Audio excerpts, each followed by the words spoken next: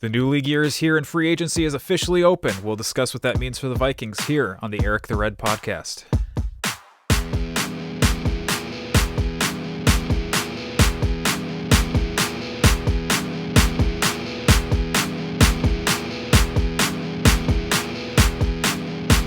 Hello and welcome in, everyone. My name is Eric Beck, and this is the Eric the Red podcast. So, like I said there, the NFL has started their new league year. That's what we were waiting for in the last episode, and it is finally here, and free agency is here, and the Vikings have made some moves. They've made some moves from the in-house side. They have brought some free agents in. But let's go ahead and talk about some of these moves. We'll go ahead and jump right in here.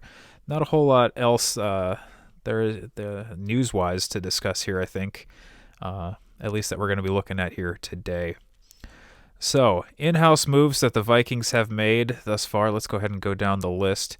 Now, the Vikings have made some cuts to some guys who were not scheduled to become free agents, but were casualties to the cap for the Vikings trying to make some room to make some moves, bring some new guys in, and try to make a push here to do whatever it is that they are aiming to do, and we will discuss that later in this episode.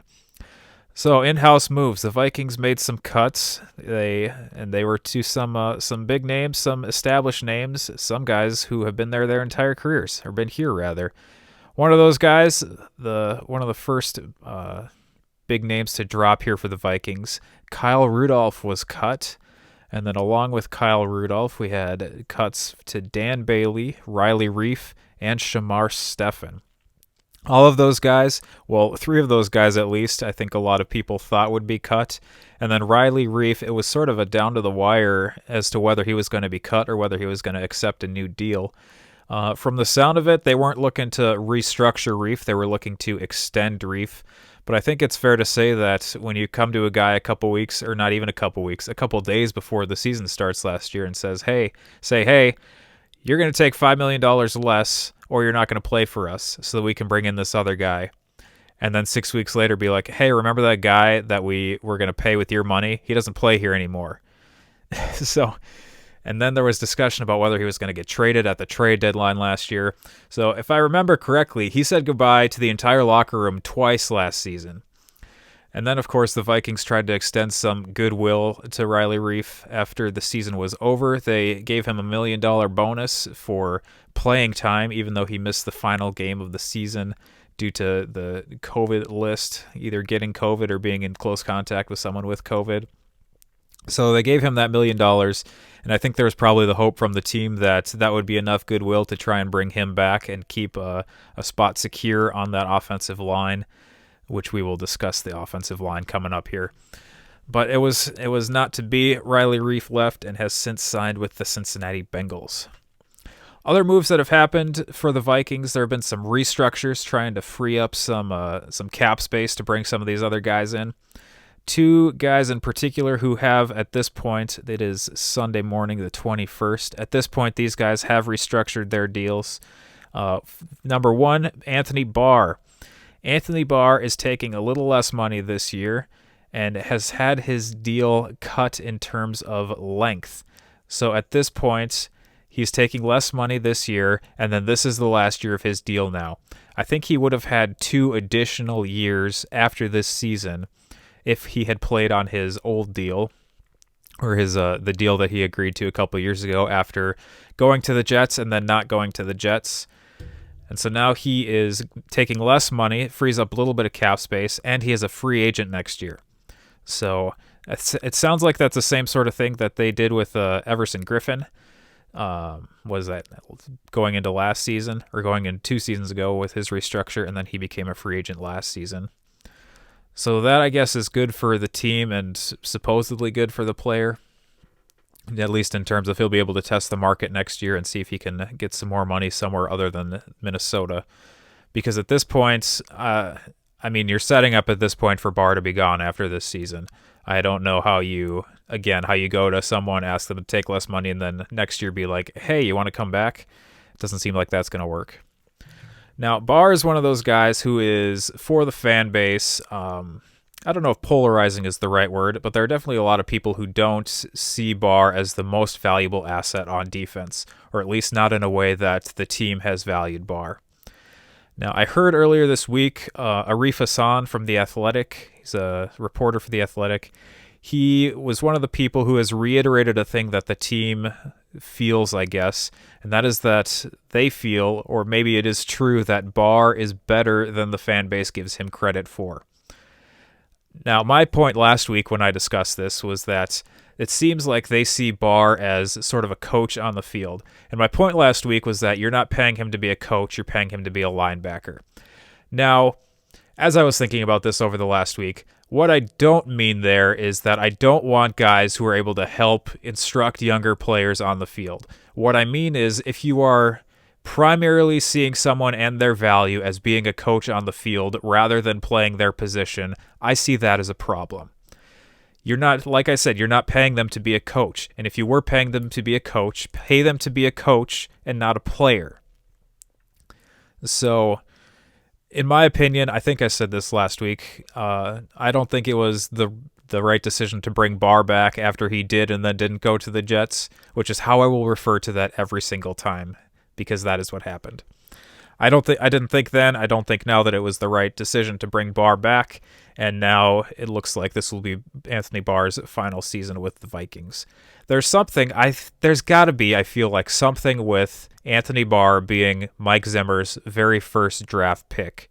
Not just that Zim loves Barr, which I'm sure he does in terms of a playing standpoint, but there seems to be some sort of a special connection with Barr being his first pick, getting taken there. I think he was 9th overall in that draft in 2014 and has been sort of a stalwart, or at least a fixture in the Vikings defense since then. So that was one restructure. Another restructure going to Adam Thielen. In this case, it sounds like it was just turning money from one distinction into another distinction, and so it doesn't count against the cap, but he's still going to get paid the same amount of money. This is all sort of cap stuff that I don't fully understand yet. I don't know how many people actually do fully understand the cap, but Thielen counting less towards the cap this year in order to give some people some more money. Now we're going to go from that into actual free agent signings, and we'll stick with the in-house bit this far. 2 guys re-signed with the Vikings after becoming free agents going into this offseason. Number 1, Rashad Hill has served as a backup tackle for a period of time here, has made some starts in the past. I was reminded recently that he made a few starts during that great 2017 year, but he probably isn't a guy that you want to be starting on your line, but we'll discuss more, like I said before, about the offensive line coming up here. Rashad Hill re-signed a 1-year deal. I'm not sure I have the details in terms of money in front of me, but it was not a terribly large contract. Another guy to re-sign with the Vikings, Chad Beebe, a wide receiver. I like Beebe more than other people do. I don't know what it is. He just seems like a guy who's willing to go in and dig. Kind of the rough and tumble, smaller guy going in there. I know he had some, or at least one issue in that Panthers game, dropping a punt, but then came back and scored the touchdown there at the end of the game. So he is a guy who is coming back again on a 1-year deal. He is probably looking to just fill in as depth in terms of wide receiver play, and then to be a special teams guy and maybe compete on a terrible punt return team that we saw from last season. It sounds like rumor mill wise that the Vikings are looking to get better on their punt return team. I don't know that Chad Beebe is their guy, but they're looking to make that a focus here this offseason. So those are 2 guys who were free agents from the Vikings who are coming back. Another guy who was gone from the team for a season but is now coming back. The Vikings re-signed, or I guess signed, however you want to describe it, but they signed Stephen Weatherly. Stephen Weatherly, former defensive lineman for the Vikings, went and played in Carolina last year and is now coming back. 1 year, $2.5 million, or up to. At this point, when I say a contract number, just assume that it is up to that amount, because I guess that's the way the NFL wants to work. So Stephen Weatherly coming back to the Vikings, 1 year, $2.5 million. At the moment, he's probably your starting right end. We'll see if the Vikings make any other moves at this point. But I waited this long to make this podcast to see if the Vikings made any other moves, and they did not. They also do not have a ton of money left with which to make moves. So at this point, assume that Stephen Weatherly is your starting right end, at least on the depth chart. Not a whole lot to say about that. It seems like a decent enough deal, team-friendly enough deal, coming back on a fairly small contract in order to provide some depth at the very least on that defensive line, which had its struggles last season. 23 sacks, I remind you. Top sack getter didn't play for the team after week 6. Just ridiculous. Moving on, another player brought in to shore up that defensive line, Dalvin Tomlinson, defensive tackle. Apparently, Dalvin Tomlinson is a nose tackle who they are moving to the other tackle position in order to have a very large center of that defensive line, what with Michael Pierce coming back after opting out last season due to COVID concerns. Dalvin Tomlinson, 2-year, up to $22 million contract to come play for the Vikings. There have been a lot of questions going into this about why Dalvin Tomlinson is the guy that you signed to be sort of your premier signing this offseason. There are a couple things to say here about that.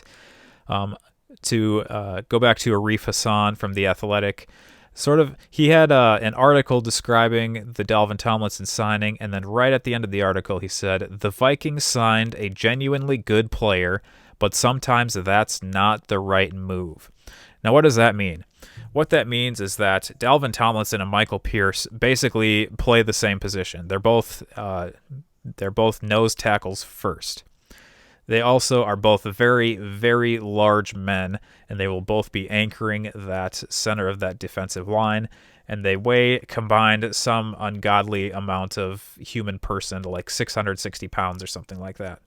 Both very large men, both are primed to take up those holes in the center of the line to challenge the run game for any other team. Questions coming into this are whether they can pressure quarterbacks on passing plays or on passing downs. Will they both be in on passing downs or on the majority of passing downs?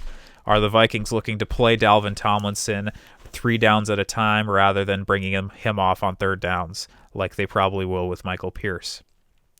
So there are questions about that, questions about the Vikings' philosophy going into this that we'll discuss in part 2 of this podcast. But before we get there, just want to finish off with these moves that the Vikings have made.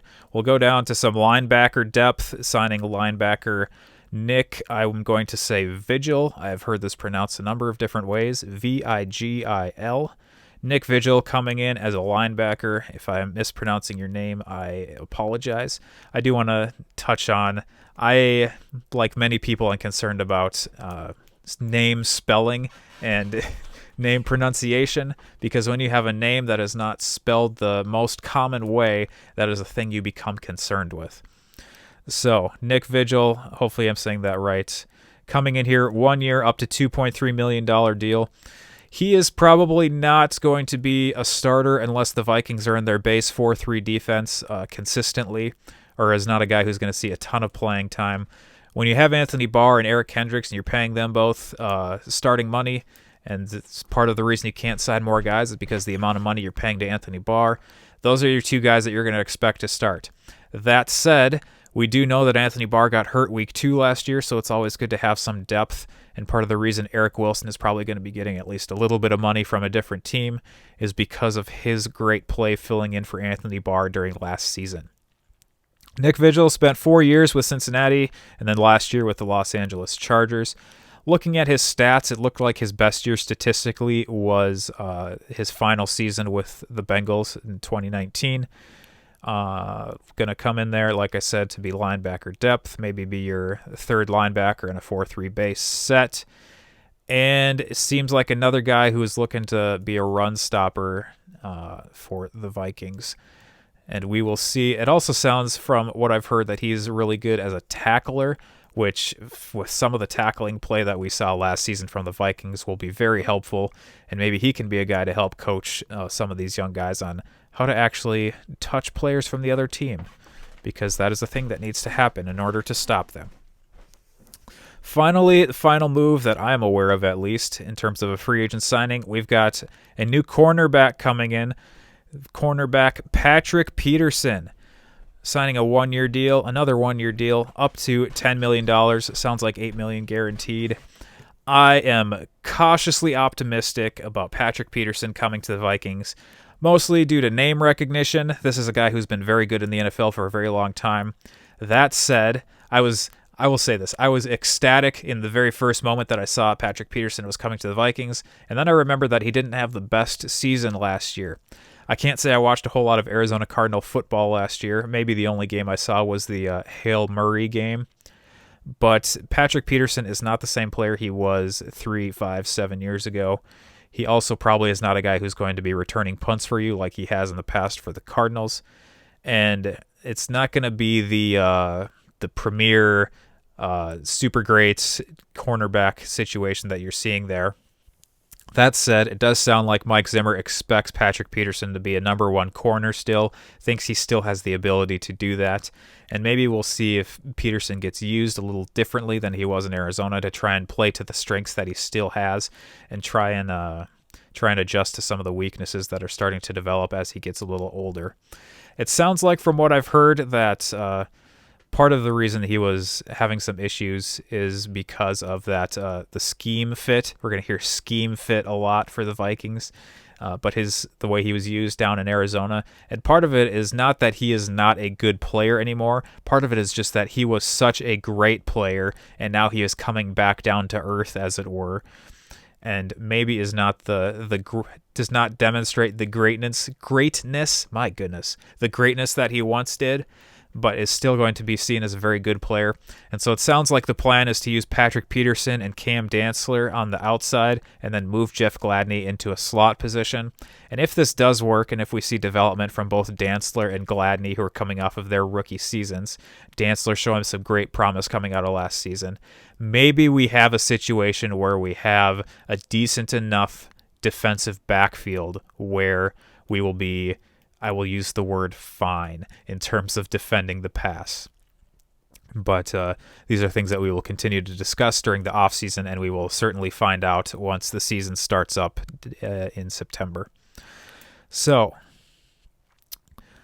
that, I believe, is everything in terms of a free agent update. So I found a tweet here earlier this week that has sort of an update on where we are. This was March 19th. So that's Friday night, and I don't believe there have been any moves since Friday night. But looking at this, Vikings free agents, to go back over, signings, Dalvin Tomlinson, Patrick Peterson, Stephen Weatherly, Nick Vigil, re-signed Rashad Hill and Chad Beebe. Gone, we had two of these guys cut, Reef to Cincinnati, Kyle Rudolph to the New York Giants. And then other guys who were gone who were free agents, Anthony Harris' safety is going to Philadelphia. Ifeadi Odenigbo, a defensive end, is going to the New York Giants. And Mike Boone, a running back, is going to Denver. Other guys who are former Vikings who are now free agents, who are now unsigned, as of yet unsigned. You got two linebackers, Wilson and Davis. Running back, Amir Abdullah. Defensive tackle, Johnson. Guard, Dozier. Please do not bring guard Dozier back. Dakota Dozier, oh my goodness. And then a center here, Jones. And the quarterback, Sean Mannion, a backup quarterback. I think there are questions about whether we're going to bring Sean Mannion back as the backup. It seems like Kirk liked having Mannion here, and so we'll see what happens there. So we will prepare here for part 2 still to come. Got questions about some players coming up here. Danielle Hunter, Harrison Smith, Brian O'Neill. What are their contract situations going to look like once the season actually rolls around? And Kirk Cousins, his contract has become fully guaranteed as of yesterday or possibly Friday. What does that mean for the Vikings and the Vikings philosophy going forward? That and more coming up here on the Eric the Red podcast. Someday I'll figure out what that means, what that is. Someday I'll be able to talk. Hey everyone, this is the point in most podcasts where you would maybe expect to hear an ad read, a Patreon plug, or something of that nature. While that may be something that ends up being integrated into this podcast in the future, I'm more concerned at the moment with getting this podcast up and running.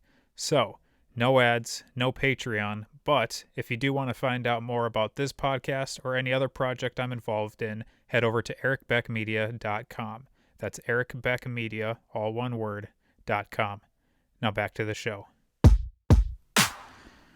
All right, welcome back to part 2 of the Eric the Red podcast. Probably didn't need to say the name of this podcast so many times in a row because that was a short break, but here we are. We're on the other side of this. So I want to start off here talking about our guy, Kirk Cousins. Kirk Cousins is scheduled to make some very large sum of money to the tune of like $31 million this year. And as of the third day of the league year, he had a guaranteed $45 million payday go into effect for next season. Kirk Cousins' salary is guaranteed for next season as of about 2 days ago. Now, a couple other people had some guarantees kick in. You had Dalvin Cook get $1.5 million, Danielle Hunter get $3.3 million, CJ Ham $1.1 million. And then Barr and Thielen would have had guarantees kick in, but had restructured deals. But none of those, or I should say all of those, pale in comparison to the amount of money Kirk Cousins is going to be making over the next 2 years. At this point, it is safe to say that Kirk Cousins is going to be playing for the Vikings this coming season, and who knows about what happens next season. Now, we should note that Kirk Cousins' dead money cap hit against however that works. Again, who knows how the cap works. But that number goes down to $10 million from $31 million if he is traded after June 1st. That said, I will say in the same breath, don't expect Kirk Cousins to get traded. The Vikings seem to be enamored, or at the very least glued to, Kirk Cousins still. And it sounds like ownership does not want a move to happen unless you're going to upgrade from Kirk Cousins. And at this point, the only two guys who have had any sort of discussion about being moved at all, who are better than Kirk Cousins, are Russell Wilson and Deshaun Watson. Wow. He's having troubles, and how quickly you forget his name. Or something like that. So, Russ Wilson and Deshaun Watson are probably not being traded, or, I mean, who knows at this point what is happening in Houston. But Russ Wilson is not being traded, and we found that out after the Bears offered a very, very handsome purse in order to try and get Russell Wilson, which, in my opinion, the Seahawks should have taken. Something like 3 first-round picks and your choice of 2 players from the team and a couple other things, if I'm remembering correctly. It was a very handsome purse. I think at that point you just go ahead and make that trade, especially if Russ isn't happy. That said, we'll come back to the Vikings and their problems here. Kirk Cousins, oh my goodness. Well, here's the deal. Here's the deal with Kirk Cousins, the Vikings' philosophy, in my opinion. This was the headline from Chad Graff of The Athletic, the other Vikings beat reporter for The Athletic. Headline, Why the Vikings Didn't Trade Kirk Cousins, : Our goal is to get to the playoffs. Our goal is to get to the playoffs. Okay, Vikings, here's the deal. 3 years ago, when you brought Kirk Cousins in from Washington and you gave him a fully guaranteed contract, you said that we were one piece away from going to the Super Bowl. Not even just winning the Super Bowl, if I remember correctly, going to the Super Bowl. One piece away, and that piece was Kirk Cousins. Now, if the Vikings have Kirk Cousins in 2017, maybe the Vikings do go to the Super Bowl. If the Vikings have Kirk Cousins in 2018, we go 8-7-1 and miss the playoffs.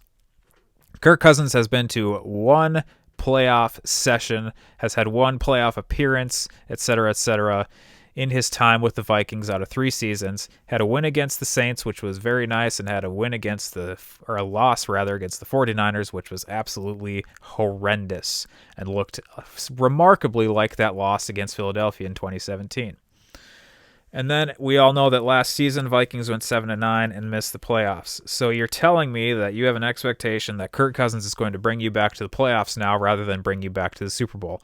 That's probably a thing that might happen this coming season. That is, go to the playoffs, because you've got guys coming back on defense and you have been addressing your defense through free agency. So it seems like it is definitely a possibility that you will go back to the playoffs. Question 1. Could you go back to the playoffs without Kirk Cousins as your guy? Could some other guy bring you to the playoffs this coming season? Answer, probably. Is Kirk Cousins going to bring you to the Super Bowl this season? Answer, almost definitely no. He probably will not be bringing you to the Super Bowl this season, especially since we have one established starter. Well, 2 established starters, 1 good starter on the offensive line. So it doesn't really matter who's your quarterback if he's going to end up on the ground every single play. So we have this Kirk Cousins deal. I said this to someone a couple years ago around the time he was signed.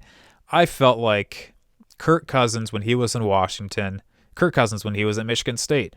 Kirk Cousins is a good quarterback, and I felt like people did not give him enough credit for how good he was, understanding what his level of good is. And then he came to the Vikings, and I was like, well, I didn't mean that. I didn't mean I thought he was good enough to come play here. I didn't mean he was good enough to make this much money.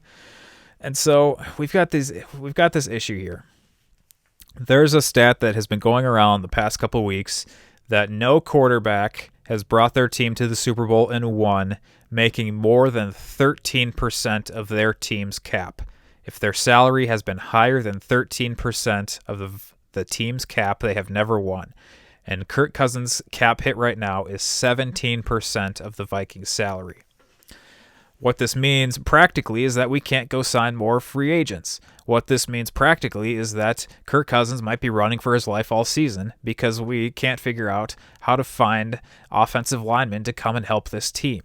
What this means is that we're going to have a very hard time making our way to a Super Bowl. And it's going to get even harder next season, even when the cap goes up next season, because they just got some ungodly amount of money, the NFL that is, from signing these new TV deals going into 2033. You're still not going to see the cap go up a ton to the point where $45 million next year is going to be 13% of the cap. It's more likely to be 20+% of the cap. The other thing is that you're going to see the Vikings losing some of these guys who they signed because they signed them to only 1-year deals, or in the case of Dalvin Tomlinson, a 2-year deal. There is a push right now from the Vikings. There is a very strong push related to this headline that their goal right now is to get back to the playoffs, and that seems to be about it. And they are in a win-now window to try and get back to the playoffs.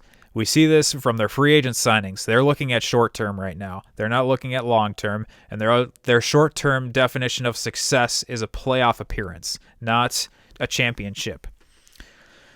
So they've got guys signing to 1-year deals. They've got a whole lot of money tied up in a quarterback who is not the best, and you've just got issues.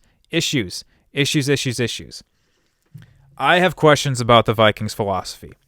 I have questions about their philosophy moving forward. I have questions about the philosophy of their management. You have a guy here by the name of Rick Spielman who said this past week during the introduction of Dalvin Tomlinson to Minneapolis media. Dalvin Tomlinson was the Vikings' big prize in free agency, and he was called by Rick Spielman, that is, the defensive tackle was the team's #1 target. I do not believe you. Why do I not believe you? I don't believe you because you were tied to 3 other major free agents moving throughout the very beginning of the free agency period. You were tied to 2 defensive ends, and you were tied to Joe Thuney at guard. If Dalvin Tomlinson was your #1 target, I have very serious questions about what you think is necessary to win games in the NFL. A lot of this echoes what the guys over at Score North have said, so I won't go too far into that, and you can listen to them if you would like to. But there are questions here about what are the Vikings' priorities. And it seems at this point, everyone knows that even though Mike Zimmer and Rick Spielman are starting a new 3-year extension on their contract this coming season, they're in a little bit of the hot seat, both of them, 2 hot seats moving into this season, where if something goes drastically wrong, they probably are not coming back next year. So they're putting all their eggs into the basket of win now. It seems like they did that last year, and we know how well that worked last year. So what makes us think that's going to work this year? The one thing that can be said is that they are sticking to their guns in terms of what they think can help them win. They think it's defense. Zimmer thinks it's defense. They're saying, Mike Zimmer, you say it's defense. We are going to give you a chance to win using what you say will help us win. Now, I will go back to this time and time again. I lived in Denver during the 2 Peyton Manning Super Bowls, and it is fair to say that defense can absolutely win championships. The first Broncos Super Bowl appearance during the Peyton Manning era, they lost to the Seahawks 43-8 during the Legion of Boom era in Seattle. And we saw the number 1 defense absolutely and totally dominate the number 1 offense in the NFL that season. Then we move ahead a couple years to the Broncos' second appearance, and you saw a not nearly as good Broncos offense not carry their team, but a very good Broncos defense carry their team to a Super Bowl championship. So when we have discussions about can a defensive strategy win championships, the answer is yes, it absolutely can. Can this defensive strategy win a championship? I find it hard to believe, especially when we're having the focus we have on the gaps that we think we need to fill. So that's the defensive side of the ball. The thing on the offensive side of the ball that concerns me is an offensive line that we've been discussing for like a decade in this town and needing help on the offensive line, please. Can we find help on the offensive line? It's like we don't know what we are trying to do in order to have a successful or even mediocre offensive line. We have seen guys drafted in the recent times, Garrett Bradbury, Pat Elflein, now Ezra Cleveland coming in, who we have questions about. One of those guys, Elflein, doesn't even play for the team anymore. He was cut after less than 3 years or something like that. So we've got problems there. And now, with the signings that we've made through the very early parts of free agency, this is your starting offensive line. These are guys you have starting.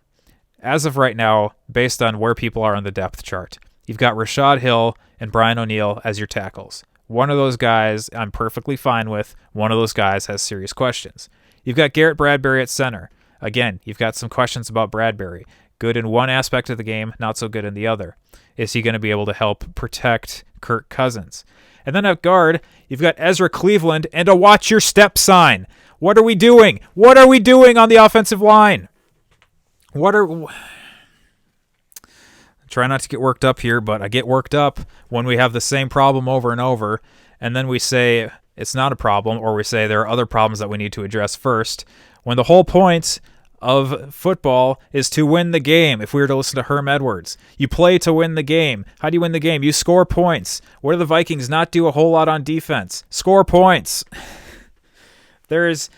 It's like it's been a thing that Zimmer's whole defensive philosophy is shut down defense, and they're not that well known for making turnovers, creating turnovers, or for scoring points. So I don't know. I don't know what we're doing. We'll see what happens here. But now the question is, heading towards the draft, are we even gonna draft offensive linemen who we're going to be able to develop, because we haven't been great at developing offensive linemen so far. So that's just part of it. Another piece of that is that Brian O'Neill is coming up into the last year of his contract and is going to be looking for some money. Harrison Smith is coming into last year of his contract. Are we going to try and extend him? And then your main defensive player is having questions about his contract. Danielle Hunter is making a large sum of money in terms of most people in the world, but is not very well paid in terms of other people at his position. So there have been rumblings since October that Danielle Hunter wants more money. And does Danielle Hunter want more money? I think the answer is yes. Now, it seems that the Vikings have been able to kind of calm him down just in terms of maybe not reaching out on social media-wise to try and demonstrate his discontent with his contract. and they've been able to sort of talk him off that ledge. But it seems like maybe part of the reason you weren't able to bring in some of these free agent defensive ends to pair with Hunter is that you would have had to pay them more money than Hunter, and Hunter is better than them. Now, we all know that Danielle Hunter is coming off of what was a season-ending injury during the preseason, as much of a preseason as there was last year, to his neck. So he didn't play at all last year, and now he wants a lot of money.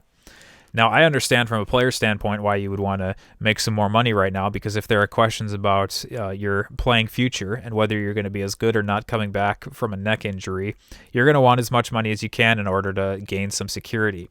I don't necessarily have a problem with that.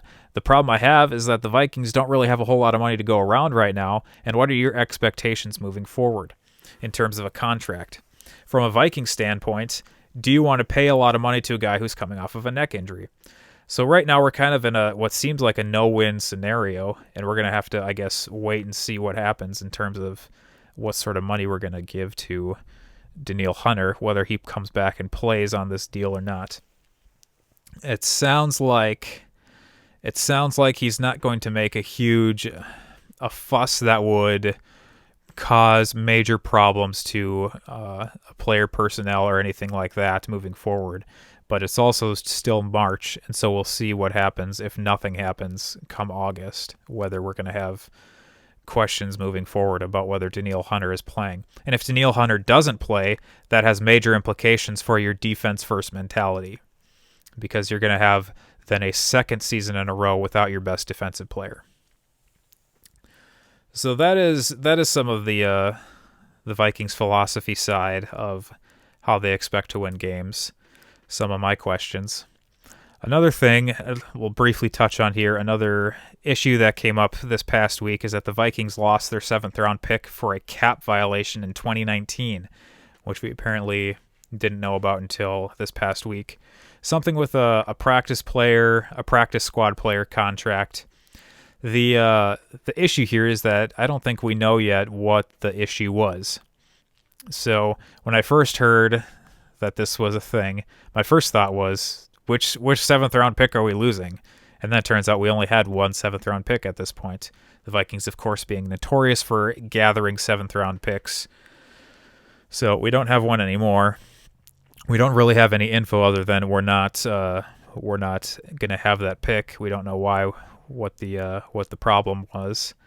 But somehow the Vikings still have the most picks going into this draft. They all seem to be sort of in the middle to the end. A lot of day 3 picks coming into this.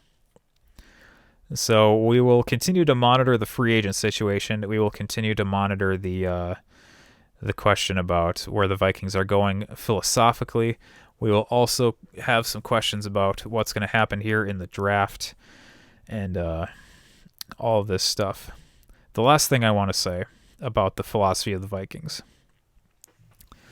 The Vikings have this defense-first philosophy. The Vikings seem to have at least some measure of faith in Rick Spielman and Mike Zimmer to lead this team.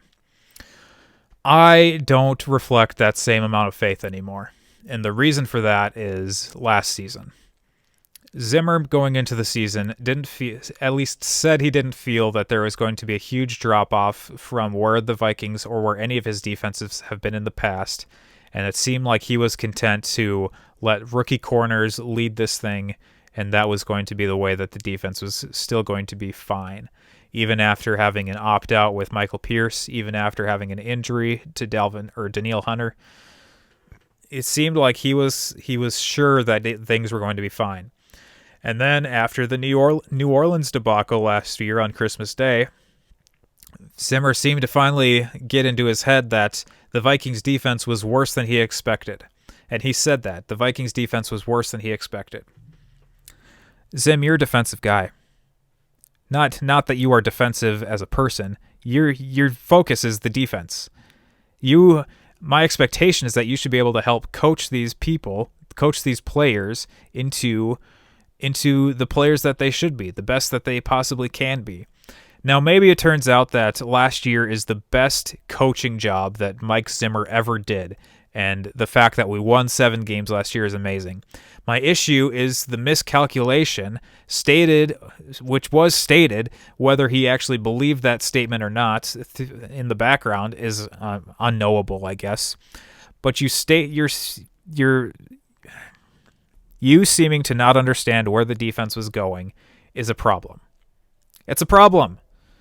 So if your philosophy is we're a defensive team, but you can't seem to understand where the defense is going to be going, it's baffling to me. It's baffling. And it causes me to lose faith in your ability to lead this team. So I got worked up again. I'm getting worked up just thinking about this. It seems like we're just like beating our head against a wall here, trying to get through instead of opening a door or something. I don't know. Whatever sort of analogy you want to use. Oh, maybe we should end that here. End that discussion here.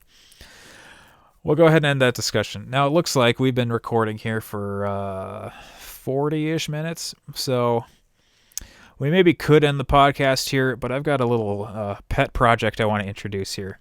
So, with Patrick Peterson coming to the Vikings, we have had a guy from the 2011 NFL Draft come to the team, and it looked like there were a few other guys from the 2011 Draft who came up in this free agency cycle. So what I want to do here after a short break, we're going to introduce a part 3 into the podcast. I don't think it's going to take a ton of time, but it is going to take me a minute to set up on my computer. We're going to go through the 2011 draft. This is a thing I do sometimes. I'll go through the draft or old draft classes, see who was taken where, see who the Vikings took, sort of give my fan level evaluation of how drafts went. So we're going to go ahead and do that here. I'm going to get my computer set up, and we will be back to discuss the 2011 NFL Draft after a short break. We are back, and if everything is going according to plan, according to my technical abilities, we are screen recording my computer here, and we're looking here at the Wikipedia page with the 2011 NFL Draft. This is a list of every player that was taken in the 2011 draft. That's how these things work. Those of you who know how these things work know that. So we're going to take a look at this list here. Minnesota Vikings, going into 2011, did not have a great season in 2010. 2010 was the year that we were supposed to challenge again to try and get to the Super Bowl with Brett Favre, and that obviously did not happen. Another thing that happened in 2011 is we were on the verge of a lockout. Actually, they were locked out for a period of time. It looked like there was maybe going to be issues with the season. In the end, only one preseason game ended up being canceled. But they were locked out for the majority of the offseason. So there were some concerns about that. These are the things that we need to understand or remember contextually for what was happening around the time of the draft. And we'll discuss some other things about where the Vikings were moving forward. Now, when you go back and look at some of these drafts, you'll see first rounds especially where there wasn't a whole lot of talent, it seems like, in a draft. This is not that case. This seems to be, at the very least, a pretty decent draft. So we'll look here. We'll see on Wikipedia here. We've got a key here for seeing some of these highlighted slots. For those of you on audio, I will do my best to describe what's happening here. But we have here, what I'm going to look at right now is this Pro Bowler slot, or the Pro Bowler highlighting.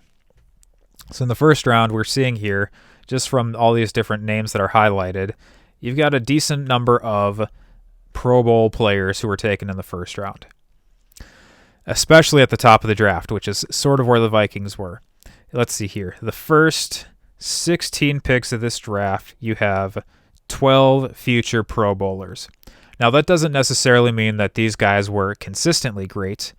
I would say in the case of this draft, it kind of does. But it doesn't necessarily mean that these guys were consistently great, looking at the entire spectrum of who has made the Pro Bowl in the NFL ever.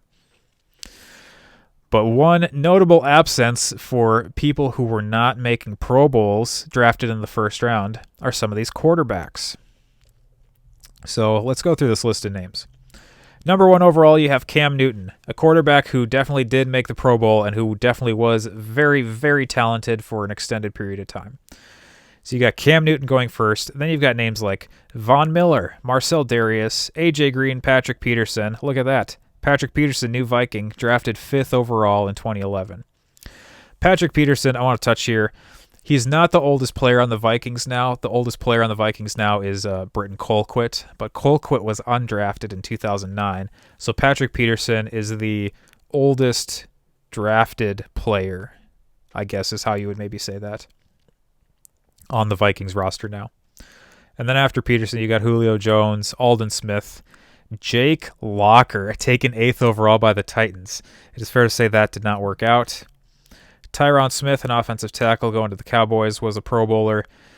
10th overall to Jacksonville, Blaine Gabbert. I think Gabbert's still in the NFL. Did Gabbert? Let's take a look at this. I'm gonna click on Blaine Gabbert here. Blaine Gabbert, did you go to a Super Bowl recently, or you're somewhere? Yeah. Gabbert was the backup to Tom Brady last year in Tampa. Blaine Gabbert has a Super Bowl ring. That's like freaking Tavares Jackson getting a Super Bowl ring when he played in Seattle behind Russ Wilson. It's just, there are some guys when you're like, really? How? But whatever. The pick before the Vikings pick, J.J. Watt going to Houston. I think it's fair to say we would love to have J.J. Watt in Minnesota, but that was not to be. Then we come to the Vikings pick at 12. Vikings picked 12th overall in 2011. And from what I remember, there were rumors swirling that the Vikings were looking to trade out of this pick. That the player they were maybe looking for wasn't there, or players who were around there weren't players that they wanted to draft. So they were looking to make a trade, and there were no trades to be found. I think it was the Vikings and the Lions picked back to back here. I think both of them were looking to make a trade, and neither was able to do so. So we end up, the Vikings, taking Christian Ponder, 12th overall in the 2011 NFL Draft. I think it's safe to say that didn't work out, especially since Ponder played 5 years in the NFL and did not finish his career with the Vikings. Now, this is the point where we're going to talk a little bit about when teams say they take the best player on the board, no matter what the position is. And it's safe to say that, 1, the Vikings did not do that, and 2, the Vikings were not looking to do that. Because after the Vikings took Ponder, the Detroit Lions took Nick Fairley, who was a defensive tackle, and who had some questions, I think, about potential longevity issues, some injury issues. I don't remember for sure, but that is what's sticking in my mind from 10 years ago. After that, you've got Robert Quinn, a defensive end, Mike Pouncey, a center, and Ryan Kerrigan, a defensive end, going with those next 3 picks to St. Louis, Miami, and Washington, respectively. I think at this point, the Vikings would have loved to have any of those 3 players. The issue is, if we look at the Vikings roster, do I have this pulled up? Vikings roster from 2011. We see here defensive end, Jared Allen, defensive end, Brian Robison. Now, we can argue about Brian Robison, but I think it's fair to say that the Vikings thought that their defensive end situation was pretty well set, and so they weren't looking to draft one of these guys who ended up being very good defensive players. At the same time, they probably weren't looking to draft a center because they had John Sullivan playing center, and he was playing center very well, and he had only been in the league for about 4 years at that point in time, 3 or 4 years. And he was the guy who had been tasked with replacing Matt Burke. So the Vikings were not looking to take one of those three players, one of those 2 positions at the time. The next player taken was Nate Solder, who I think is still in the NFL. He's an offensive tackle. Probably would have liked to have an offensive tackle at the time. Let me go back here. I just have the statistics page pulled up, so I might not have offensive tackles on here. But I think the Vikings felt like they were... One of them was Charlie Johnson, which that did not work out as well as they had hoped. Charlie Johnson had been a guard with the Colts, if I remember correctly. And then we moved him to tackle, and he didn't work out as well. I guess Peyton Manning maybe made him look better than he was. And then on the other side of the line, we had Phil Lodeholt, who was also a younger player at the time, if I remember correctly. So it's actually a point in time when the Vikings were somewhat set on an offensive line. and weren't looking to draft a lineman. So all that to say, we ended up taking Christian Ponder. And it's safe to say it was a mistake to take Christian Ponder. It's also safe to say Christian Ponder was not the best quarterback left on the board at the time. Here's another name you'll recognize from moves that have happened this season. Andy Dalton. Andy Dalton was drafted with the 3rd pick in the 2nd round, 35th overall. Immediately after him, Colin Kaepernick. Say what you will about your feelings about Colin Kaepernick. Colin Kaepernick was a better quarterback than Christian Ponder. And even after that, when we scroll down here, we'll see in the 6th round, Tyrod Taylor was taken. Tyrod Taylor was a better quarterback than Christian Ponder.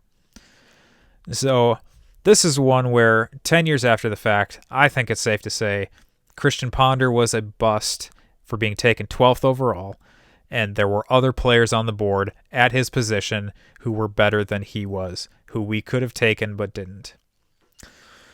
I remember at the time, in 2011, I met a guy who had gone to Florida State. Ponder is a Florida State guy. You'll see on the video version of this.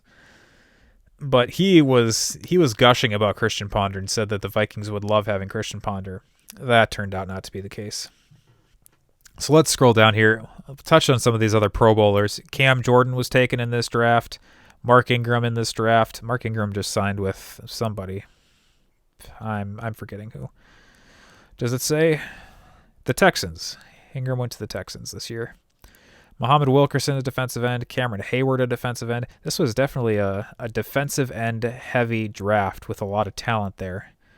You got Watt, Robert Quinn, Ryan Kerrigan, Cam Jordan, Cam Hayward, Muhammad Wilkerson. Some good players at defensive end. Let's scroll down here to the 2nd round. Kyle Rudolph. This is another name who just got moved this year, or became a free agent and moved this year. Kyle Rudolph taken 43rd overall, a 2nd rounder. This, I think, was probably, as we will see, the best pick the Vikings made in 2011. There aren't a whole lot of other tight ends I rather would have had in this draft. And just looking at some of the other players who were taken, Daquan Bowers, I remember that name. Daquan Bowers taken 51st overall in 2011. He was a guy who had like 1st-round talent, but there were questions about whether he would be able to survive in the NFL from a physicality standpoint. So he got dropped all the way down there. But there aren't a whole lot of other guys I would rather have had there. So we'll scroll down here to the 3rd round. Some other names that you'll recognize here. Rodney Hudson and Randall Cobb taken in the 2nd round.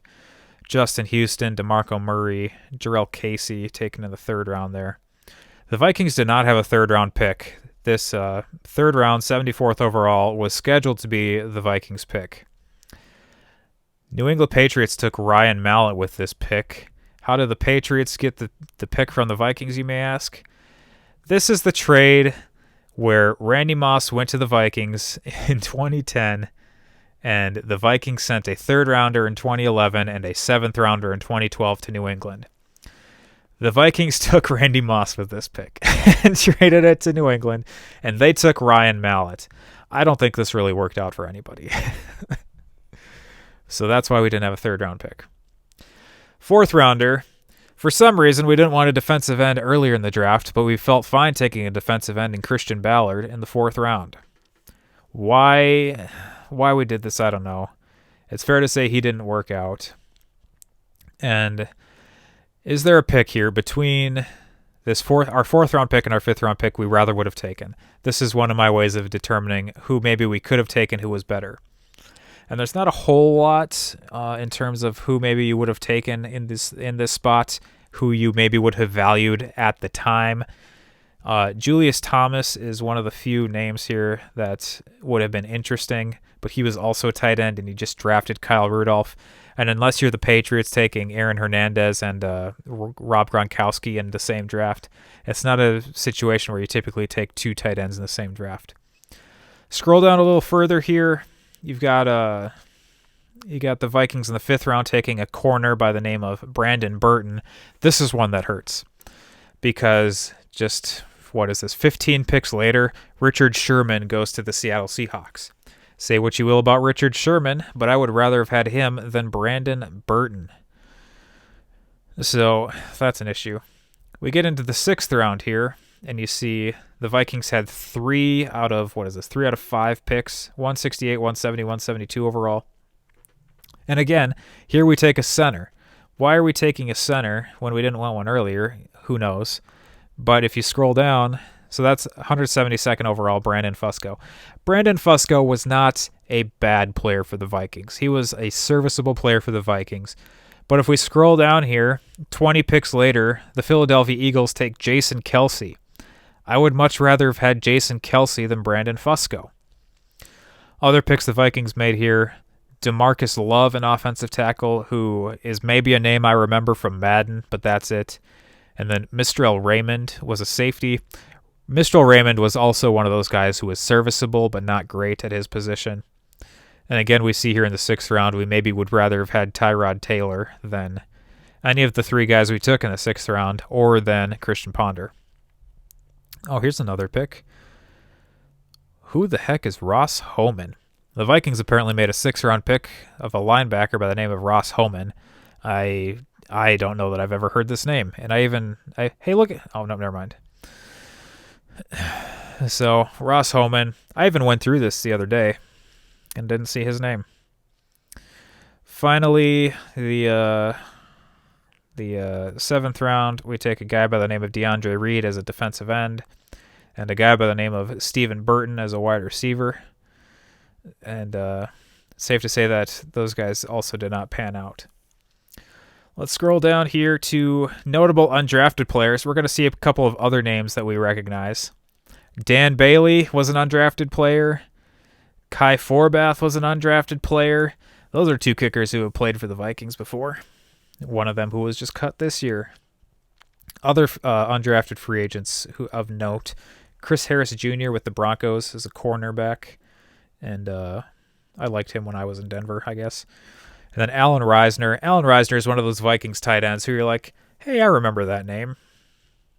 Any other things here? No, not really. There's a guy here tied to the Vikings by the name of Andre Holmes, who was an undrafted free agent. I clicked on his page before, and I cannot find any connection of him to the Vikings, so I don't understand why he's connected to the Vikings here. So that's all of those players. There was something else I thought about discussing with this. You're going to be able to see my notes here. And it doesn't look like there was. So, to summarize the 2011 draft for the Vikings, let's take a look here. These are all the players, if you're watching on YouTube, who the Vikings took with their career stats. 1st round, Christian Ponder. Safe to say that did not pan out. 2nd round, Kyle Rudolph. Safe to say he was the best player drafted by the Vikings that season and definitely panned out for the Vikings for the last decade.